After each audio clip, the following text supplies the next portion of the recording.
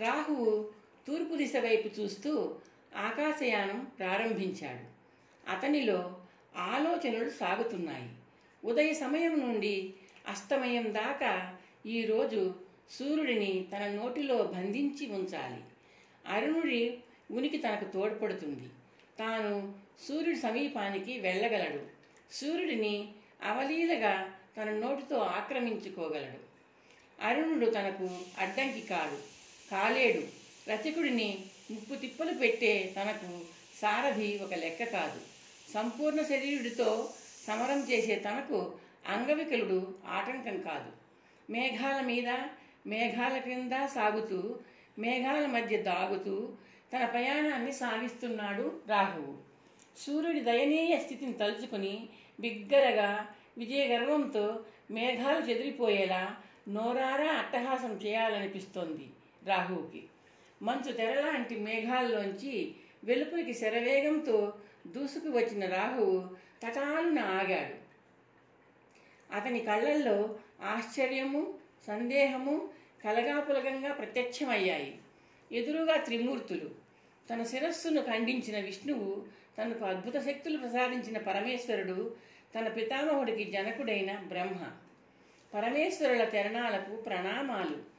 రాహువు శివుడికి నమస్కరిస్తూ అన్నాడు, సుఖీభవ రాహు, పంక్తిభేదం తగదు సుమా. పరమేష్ఠికి పరంధాముడైన విష్ణువుకి ప్రణామాలు అర్పించు. శివుడు నవ్వుతూ అన్నాడు. పంక్తిభేదం చూపుతూ దేవతలకు మాత్రమే అమృతాన్ని పంచుతూ పంక్తి మారిన నన్ను, నా సోదరుడిని ఆయన శిరచ్ఛేదం చేశాడు కదా. రాహువు విష్ణుమూర్తిని చూపుతూ అన్నాడు. అతని కంఠంలో ఉక్రోషము, ఆవేశం పలికాయి. విష్ణువు చిరునవ్వు నవ్వాడు. పంపకం పూర్తి కాకముందే మీ రాక్షస బృందానికి అమృతం లభించదేమో అన్న అనుమానంతో నువ్వు రూపం మార్చి అపరాధం చేశావు. అపరాధానికి శిక్ష తప్పదు కదా. అయినప్పటికీ మీ చర్య అక్రమం. రాహువు గద్దించాడు.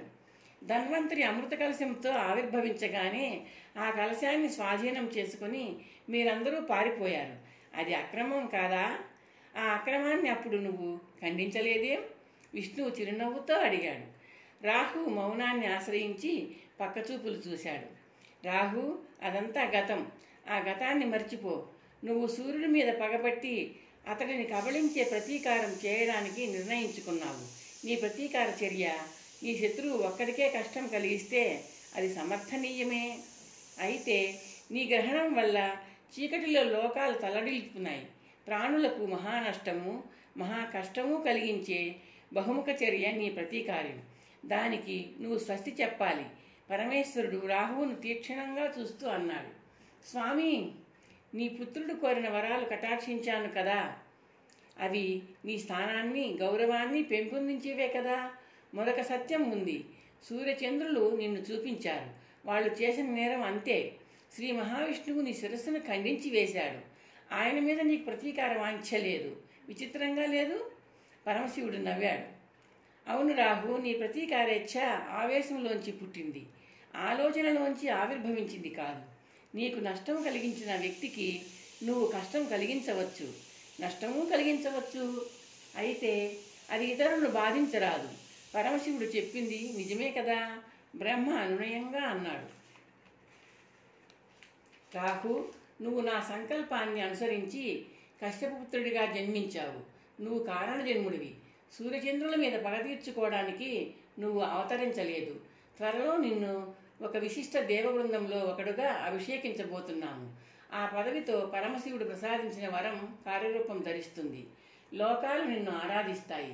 సూర్యచంద్రులను పీడించే ఆలోచనను శాశ్వతంగా విరమించుకో. శ్రీ మహావిష్ణువు అన్నాడు.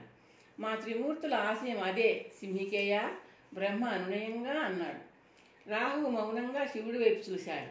మా ప్రతిపాదనను అంగీకరించు రాహు. అంతరిక్షంలో నీకు ఆవాస స్థానం, నీకు కొన్ని ఆధిపత్యాలు, అధికారాలు లభిస్తాయి. పరమేశ్వరుడు అన్నాడు.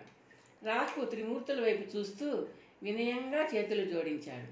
సూర్యచంద్రుల మీద పగ తీర్చుకుంటానని నేను శపథం చేశాను. సతీసుతులకు వాగ్దానం చేశాను. నా ప్రతిజ్ఞను పాలిస్తాను. మీ త్రిమూర్తుల ఆజ్ఞను పాలిస్తాను. త్రిమూర్తులు రాహు ముఖంలోకి ప్రశ్నార్థకంగా చూశారు. నేను సంకల్పించినట్టు అనునిత్యము కాకుండా సంవత్సరంలో కొన్ని పర్యాయాలు మాత్రం సూర్యుడిని చంద్రుడిని కబళిస్తాను. నేను సంకల్పించుకున్నట్టు పూర్తి పగలు పూర్తి రాత్రి కాకుండా నియమితమైన పరిమితమైన సమయం మాత్రం ఆ ఇద్దరిని పట్టి ఉంచి వదిలేస్తాను. దీనికి మీరు అంగీకరించి అనుగ్రహించాలి. రాహువు త్రిమూర్తుల సందేహాన్ని నివృత్తి చేస్తూ అన్నాడు. నియమిత సంఖ్యలో పరిమిత సమయం పాటు నీ ప్రతీకార ఉద్యమం సాగుతుందన్నమాట. పరమశివుడు విశ్లేషిస్తూ అన్నాడు. నీ ప్రతిపాదన కూడా ఆమోదయోగ్యమే. అంగీకరించి అందుకు అనుమతిస్తున్నాం. అస్తు తదాస్తు. శ్రీ మహావిష్ణువు బ్రహ్మ ఒకేసారి అన్నారు. రాహువు త్రిమూర్తులకు ప్రదక్షిణం చేసి నమస్కరించి వాళ్ల ముందు ఆగాడు. వెనుతిరిగి వెళ్ళు రాహు, విష్ణువు అన్నాడు. దీనితో రాహుగ్రహ చరిత్ర పరిపూర్తి అయింది. నిర్వికల్పానంద అన్నాడు. సందేహాలున్నాయా? ఉంటే అడగండి.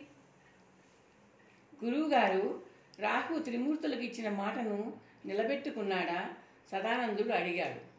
ఆహా, త్రిమూర్తులకు మాట ఇచ్చిన విధంగా ఏడాదిలో తక్కువ పర్యాయాలు మాత్రం తక్కువ సమయ వ్యవధానంతో సూర్యచంద్రులను గ్రహణం చేస్తూనే ఉన్నాడుగా. నిర్వికల్పానంద సమాధానం చెప్పాడు.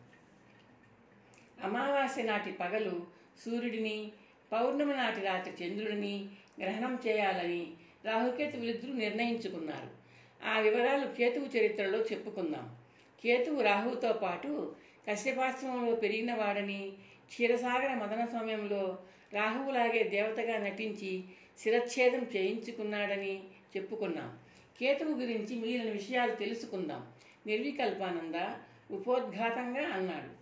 గురువుగారు, కేతుగ్రహ చరిత్ర ఆకర్ణించే ముందు ఆయన గురించిన కొన్ని ప్రాథమిక సందేహాలు తీర్చుకుంటే మంచిదనిపిస్తోంది. విమలానందుడు అన్నాడు. మంచిది, మంచిదే. ఏమిటా ప్రాథమిక సందేహాలు విమలానంద? కేతువు మృత్యువు నిశ్వాసములోంచి పుట్టాడని, కశ్యప ప్రజాపతి ఆశ్రమంలో పెరిగాడని మీరు చెప్పారు. అందుకు కారణం కూడా అప్పుడే చెప్పానుగా నాయనా. నిర్వికల్పానంద అడ్డు తగులుతూ అన్నాడు. కారణం చెప్పుకుని సమన్వయం చేసుకున్నాం కూడా. నిజమే. కానీ గురువుగారు, క్షీరసాగర మథన సమయంలో రాహువు ఒక్కడే ఉన్నాడని, ఆయన ఒక్కడే దేవతగా వేషం మార్చి ఫలితంగా శిరచ్ఛేద శిక్ష అనుభవించాడని కొన్ని గ్రంథాల్లో ఉంది. దాదాపు రాహువు తల రాహువుగాను, ఆయన శరీరం కేతువుగాను మారాయని ఆ గ్రంథాల ద్వారా తెలుస్తోంది. నీ సందేహం చక్కగా అర్థమైంది నాయన.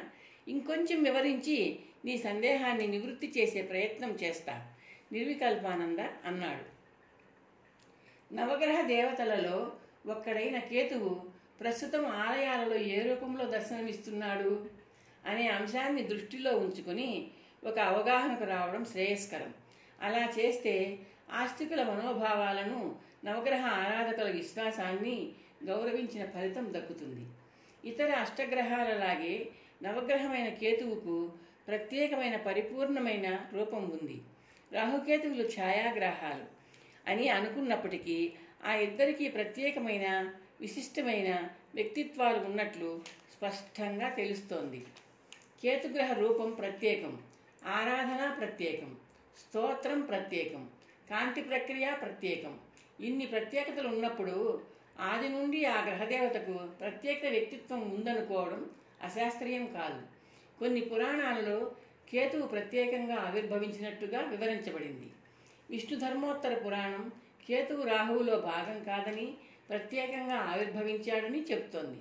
సాగరవదనం సమయంలో రాహువు కేతువు ఇద్దరూ పక్కపక్కనే కూర్చున్నారని స్కాంద పురాణం చెప్తోంది.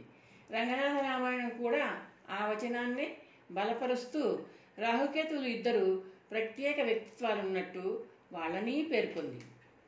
మానిని రూపమై మధుమర్దనుండు తానమృతము బంచి తగనిచ్చు వేళ రాహుకేతువులను రాక్షసులప్పుడు ఊహించి పంక్తిలో నొగిగూరుచుండి అంటూ సాగే కథాంశంలో విష్ణువు చక్రాన్ని ప్రయోగించి శిరములు ఖండించి వేశాడు అని వివరంగా ఉంది. ఆలయాలలో ఇద్దరుగా కొలువుదీరి అర్చనలు అందుకుంటున్న రాహుకేతువుల ఆవిర్భావంలోనూ అభివృద్ధిలోనూ కూడా రెండు ప్రత్యేక గ్రహాలే అని మనం గ్రహించడం వాంఛనీయమే. నిర్వికల్పానంద వివరించాడు. ఇప్పుడు మీరు సాధించిన సమన్వయం తార్కికంగా తృప్తికరంగా ఉంది గురువుగారు, శివానందుడు అన్నాడు. కాబట్టి ఆ సమన్వయాన్ని అనుసరించే ఇప్పటిదాకా మనం కేతుగాథ చెప్పుకున్నాం. ఇక ముందు కూడా అలాగే చెప్పుకుందాం. రాహువు త్రిమూర్తులతో ఒడంబడిక చేసుకోవడం కశ్యపాశ్రమంలో అందరికీ నచ్చింది, ఒక్క కేతువుకు తప్ప.